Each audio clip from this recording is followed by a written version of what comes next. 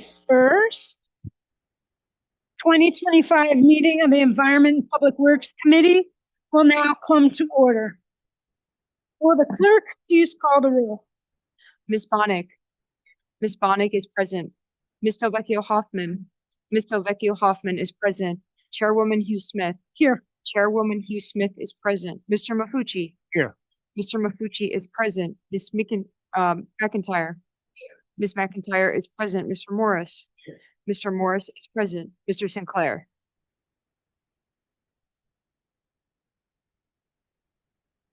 Okay. Mr. Sinclair is not present. Okay. So we'll begin with just a quick moment of reflection. And what I brought with me today was a book written in 2019 by David Wallace Wells, The Uninhabitable Earth. It is worse, much worse than you think. The slowness of climate change is a fairy tale, perhaps as pernicious as the one that says it isn't happening at all, and comes to us bundled with several others in an anthology of comforting delusions. That global warming is an Arctic saga unfolding remotely, that it is strictly a matter of sea level and coastlines, not an enveloping crisis, sparing no place and leaving no life undeformed. That it is a crisis of the natural world, not the human one. That those two are distinct, and that we live today somehow outside or beyond, or at the very least defended against nature, not inescapably within and literally overwhelmed by it. That wealth can be a shield against the ravages of warming, that the burning of fossil fuels is the price of continued economic growth, that growth and the technology it produces will allow us to engineer our way out of environmental disaster, that there's any analog to the scale or scope of this threat in a long span of human history that might give us confidence in staring it down. None of this is true. Okay, thank you. Public forum. Is there anyone signed up for the public forum? No, there is not. Is there anyone present who is not signed up to speak who would like to address the committee at this time? Seeing no one, the next item on the agenda is the approval of minutes. You have the June 23rd, 2025 minutes of the Environment and Public Works Committee before you. They will stand approved unless the clerk is notified of any changes by the end of the day. The next item on the agenda is new business. Madam Clerk. Referral number 25-0228.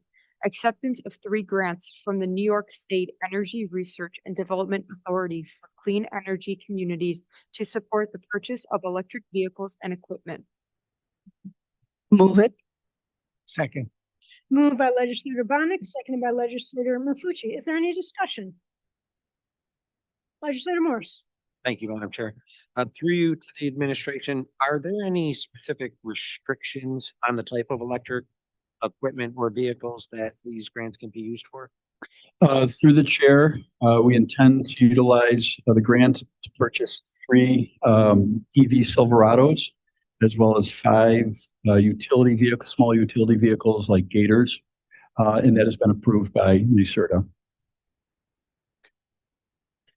Are these to be, again, Madam Chair, through you to the administration, are these for Department of DES or other departments? Through the chair, these will be the Silverados will be deployed, 1 Pure Waters, 1 with Weights and Measures, and 1 with Parks. And we selected those because they have high visibility, high usage, and we can really test drive, no pun intended, EV pickups are the first EV pickups that we have in our fleet.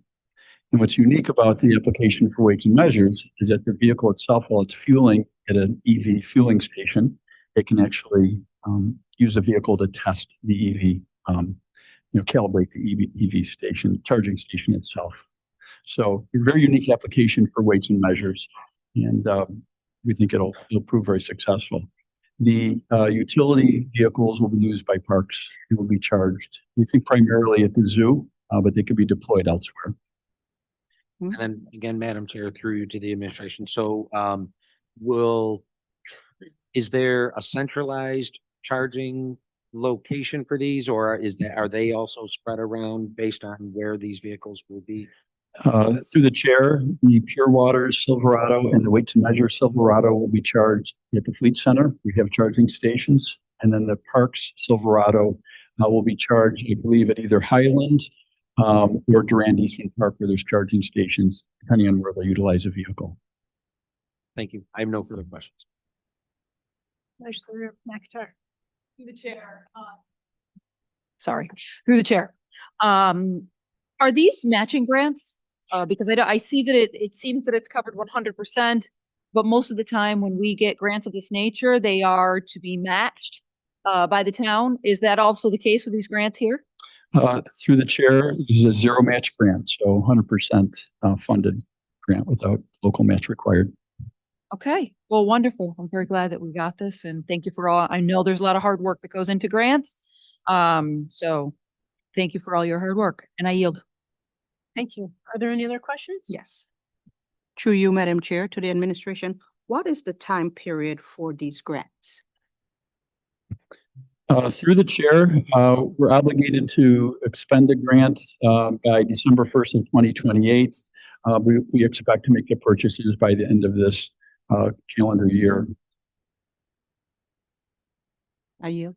Thank you. Thank you. Any other discussion? Seeing none, all those in favor, please signify by saying aye.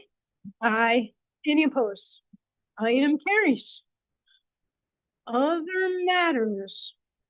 So at our last meeting, as other matters, I requested we get monthly updates on the climate action plan. We were working with the administration to get a more effective and a perhaps efficient way to accomplish that. So for now, I will postpone that, and hopefully by next month, we will have a better system set up.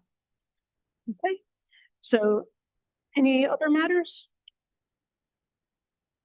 Okay, there being no other matters, the July 21st, 2025 meeting of the Environment and Public Works Committee stands adjourned. The next meeting of the Environment and Public Works Committee will be held on Monday, August 25th, 2025 at 5:15 p.m.